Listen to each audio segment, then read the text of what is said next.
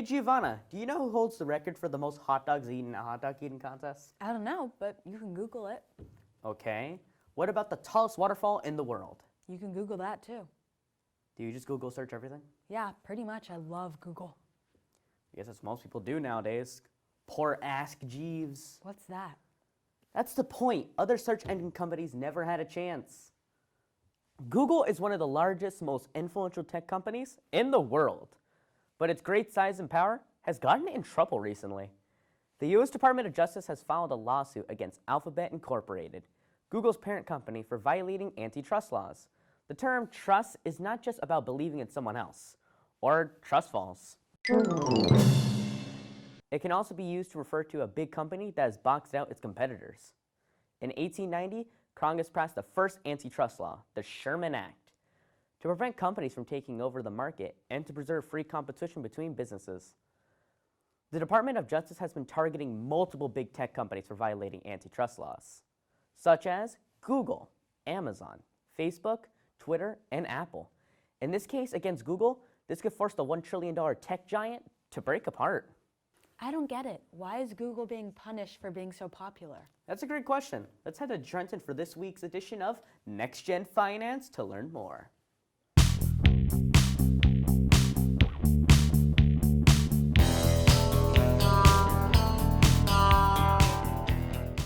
Hey everyone, Trenton here to talk about trust and monopolies. No, not the board game, although they are related. Let's start with a monopoly. A monopoly is when a company dominates a certain industry, making it almost the only provider for a good or service. Monopolies are bad for the economy, as they wipe out small businesses and can take advantage of customers by setting high prices. Let's take a look at a healthy business competition versus a monopoly. An example of a competition will be Pepsi and Coca-Cola. These two main soda companies are in competition with each other to gain customers.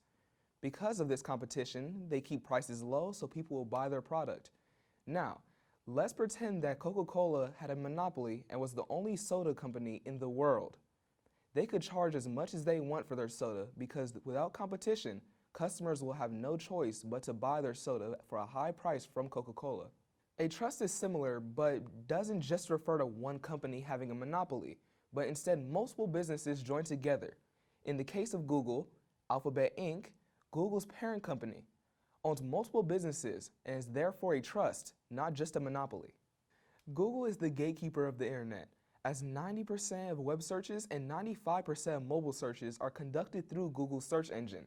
They have monopolized the search engine market, as well as the search advertising market. Although people may love Google and its capabilities, the Department of Justice would argue it's harmful because of its monopoly. Consumers and advertisers suffer from less choice and less competitive advertising prices. Digital advertising has taken over, and businesses pretty much have no choice but to advertise with Google to reach customers. Just like the pretend Coca-Cola example, Google can pretty much charge what they want for ads, and advertisers have no choice but to pay. This power Google has over advertisers is harmful and eliminated healthy competition in this industry. Only time will tell what happens in this trend to regulate big tech, and antitrust laws are here to stay.